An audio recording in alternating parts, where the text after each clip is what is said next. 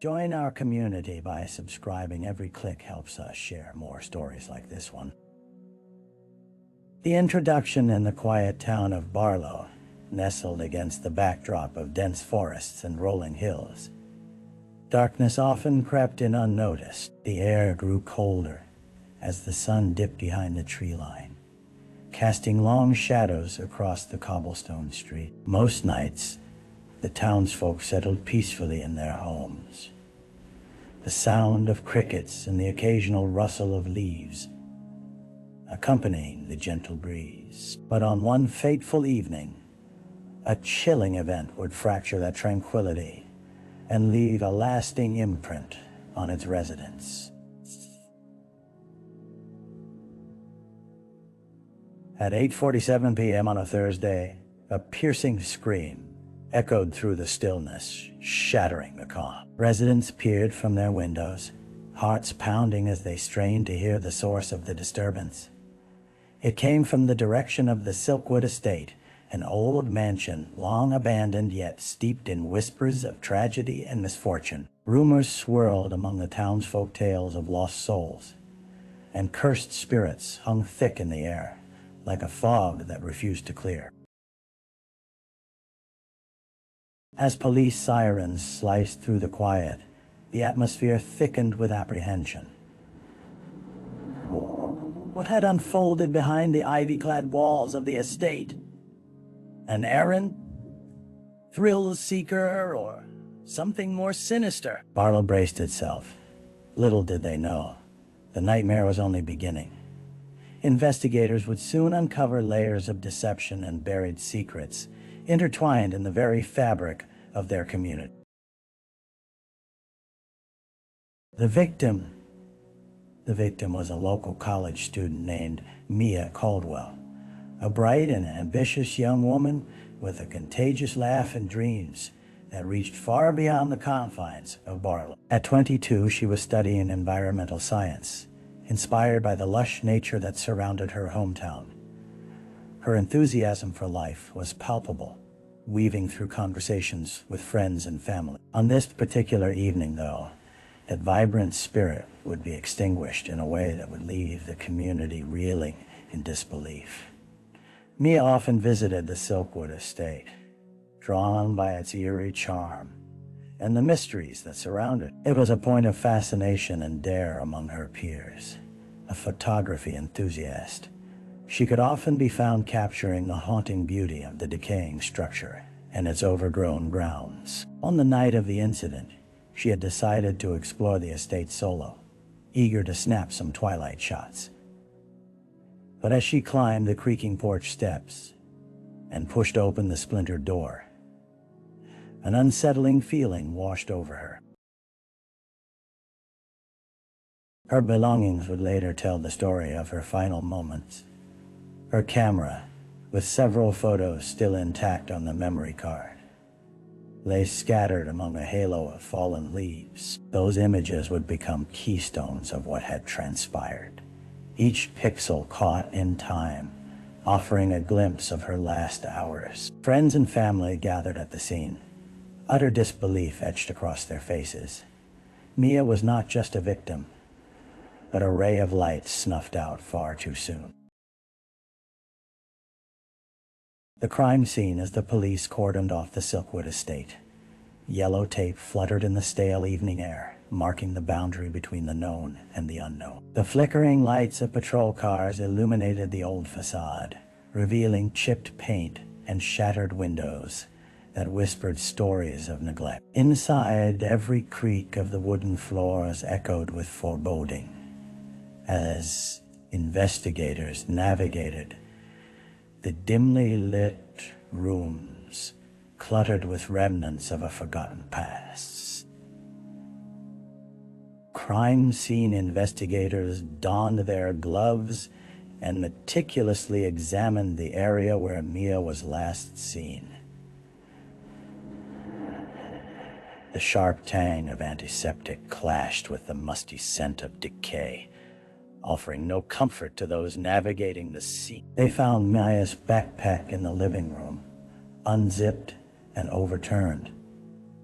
the contents strewn about as if they'd been scattered by invisible hands. Books, a half-eaten granola bar, and her cherished journal filled with sketches of wildflowers and notes on environmental projects. The last entry, written in a distinct scrawl, mentioned an upcoming class presentation on local ecosystems. But it was the nearby basement door, slightly ajar, that drew the attention of the detectives. Cautioning their steps, they descended into the darkness, the sound of their footsteps swallowed by the oppressive silence. Flashlights flickered over the damp stone walls lined with cobwebs, revealing an unsettling sight: a rickety old writing desk, littered with crumpled papers, and an array of unfinished letters. In the far corner, a faint, unmistakable stain suggested something terrible had occurred. What had begun as a vivid adventure had turned into a horror scene, and the bonds of the small community were tested as they took in the unsettling reality. This was no mere accident. The gravity of the situation settled on the shoulders of every witness and investigator alike. The early investigation, with the investigation into Mia Caldwell's death officially underway, the Barlow Police Department faced a challenge. They were a small force, unaccustomed to high-profile cases that entangled the whole community. Detective Clara Winslow had been with the department for 15 years and had seen her fair share of broken hearts and shattered lives. But this was different. This death felt like a wound that had opened in the very fabric of their town, leaving a palpable fear in its wake. The days following the discovery of Mia's body were filled with interviews and background checks. Friends and family members were called in. Their grief mingled with disbelief as they spoke of Mia with tears in their eyes. Each story sketched a picture of a girl devoted to her studies and driven by her dreams of making a difference in the world. Yet, as the detective delved deeper, she began to unearth something more complex, whispers of secrets lurking beneath the surface of Barlow's idyllic facade. Witnesses reported seeing Mia with a few friends at a local coffee shop just days before her disappearance. Conversations hinted at petty disputes, a love triangle, and jealousy veiled behind smiles. Clara meticulously cataloged each piece, creating a web of connections and conflicts, even among those who claimed to have cared for her. The community held its breath as news of the investigation rippled through town, drawing suspicion and paranoia among close-knit families. As Detective Winslow reviewed Mia's photography from her camera, an unexpected clue began to emerge: images that hinted at something unusual at the estate. Distorted shadows, a flicker of a figure in the background, and a shroud of unease trailed through her last captured moments. Each image felt like a breadcrumb leading them deeper into a darkened mystery, waiting to be unraveled. The dead ends as the initial excitement of the investigation began to fade. The search for leads grew increasingly frustrating. Detective Clara Winslow found herself perpetually staring at a wall of clues that seemed to vanish into thin air, leaving her grappling with unanswered questions and fading hope. Each step forward had been met with a labyrinth of contradictions, and the town's collective tension hung in the air like fog, thick and impenetrable.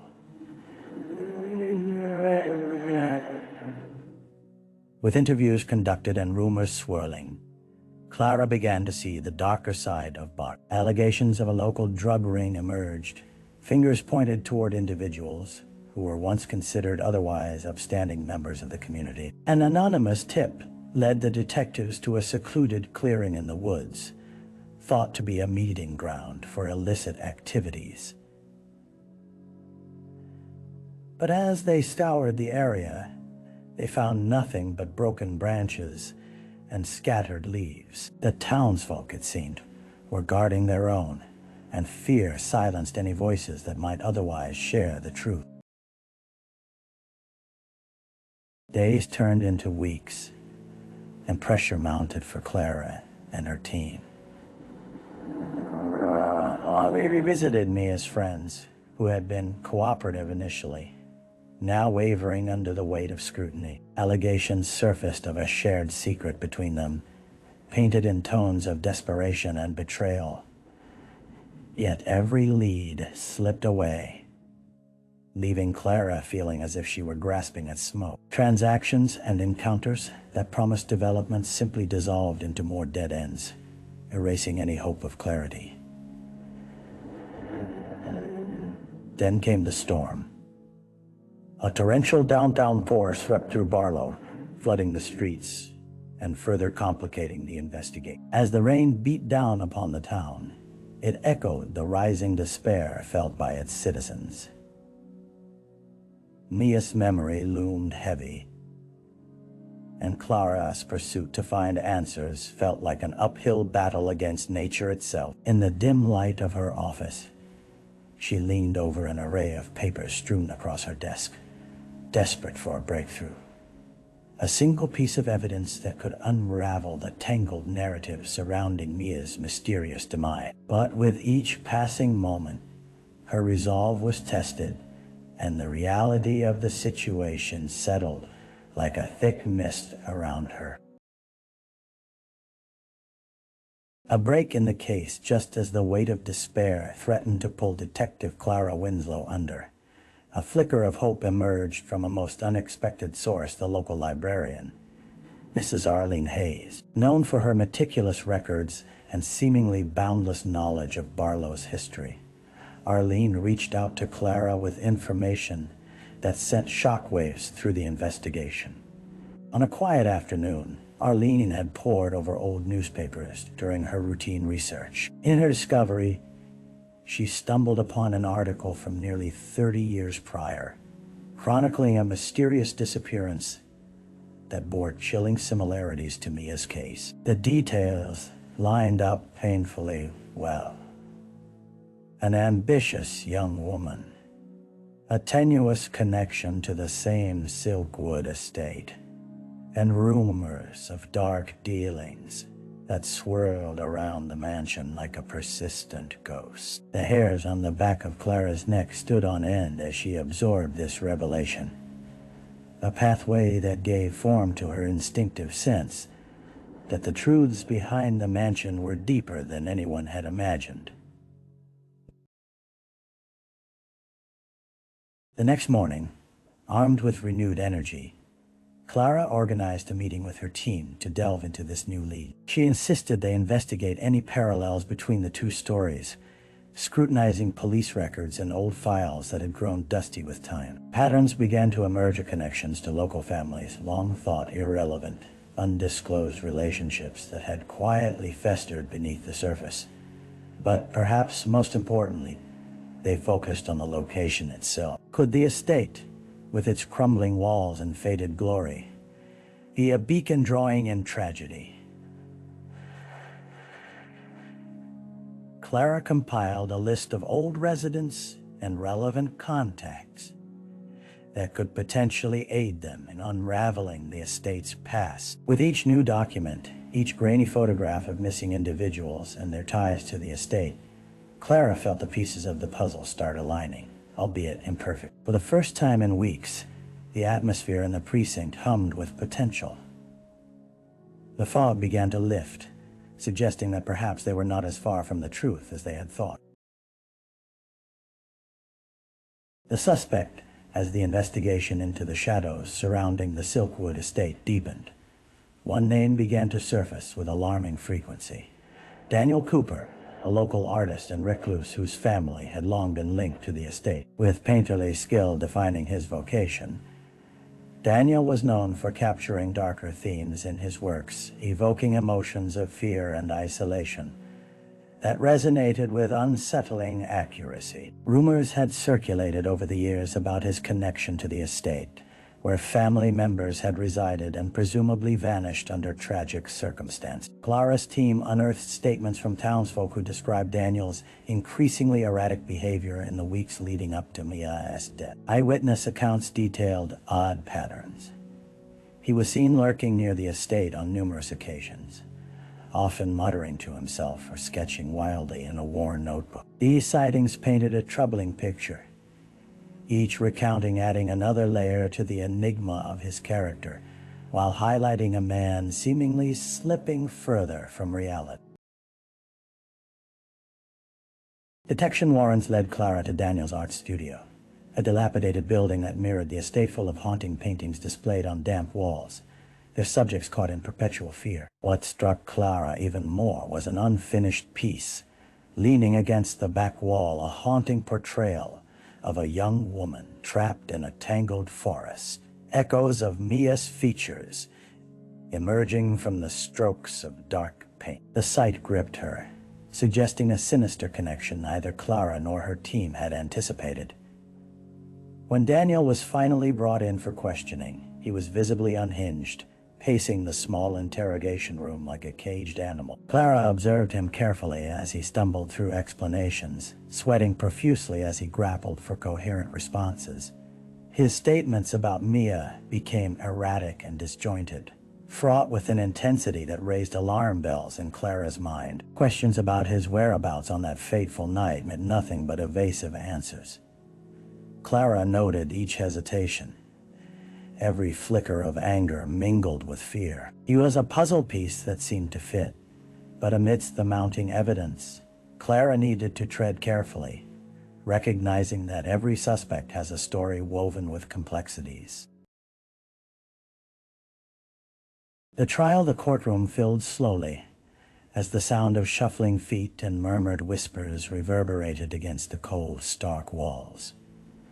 Barlow had never held a trial of such magnitude, and anticipation enveloped the room like a heavy cloak. At the front, the polished oak bench awaited, the space where Daniel Cooper would face the consequences of actions that had unraveled the lives of many within the community. As the prosecution laid out its case, Clara sat in the gallery, heart pounding as she watched the evidence against Daniel unfold. The prosecution painted a vivid picture of obsession, interspersing chilling snippets from Mia's final photographs, the clues that had led her to Daniel and the estate on that tragic night. Each image felt like a new stab, reopening wounds that had barely begun to heal.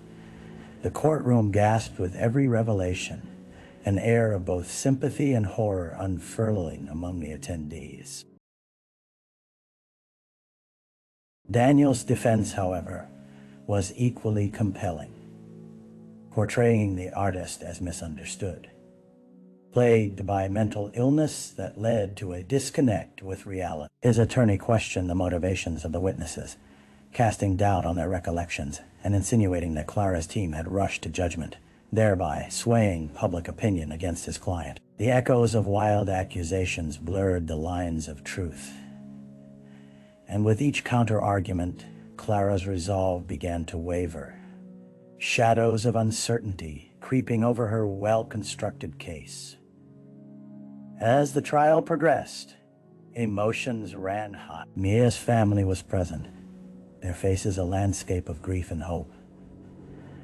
They listened intently, clinging to the notion that justice would be served, yet the weight of doubt pressed hard against their chests. In a pivotal moment, Clara found herself called to testify, her voice steady as she recounted the investigation leading to Daniel's arrest. She described his increasingly erratic behavior and eerie artworks, connecting the dots in a delicate balance of clarity and peril. The room fell silent as closing arguments were delivered, both sides presenting their final claims to a jury that now bore the burden of determining Daniel's fate. Outside, the skies wept in chorus with the townsfolk as they awaited a resolution that would either bind their community together or fracture it beyond repair. The aftermath, as the verdict echoed through the courtroom, guilty and uncertainty, permeated Barlow in the days that followed. The gavel's final strike created ripples of emotion across a community, forced to confront the inadequacies of their once quiet lives. Daniel Cooper's conviction offered some semblance of closure, but stirred an unsettling mixture of relief and grief amongst residents. Mia Caldwell's absence was a palpable void that could not be filled, leaving many grappling with the aftermath of loss and unanswered questions. Clara stood outside the courthouse, the air still and heavy around her. She had poured herself into the investigation, her thoughts ever present on the families touched by this tragedy. For many, the outcome seemed bittersweet. While justice had been served, it could never bring back what was lost. Grieving friends and family members gathered in small circles for support, seeking solace in shared memories, but struggling against the finale that, despite closure, bore its own profound wound.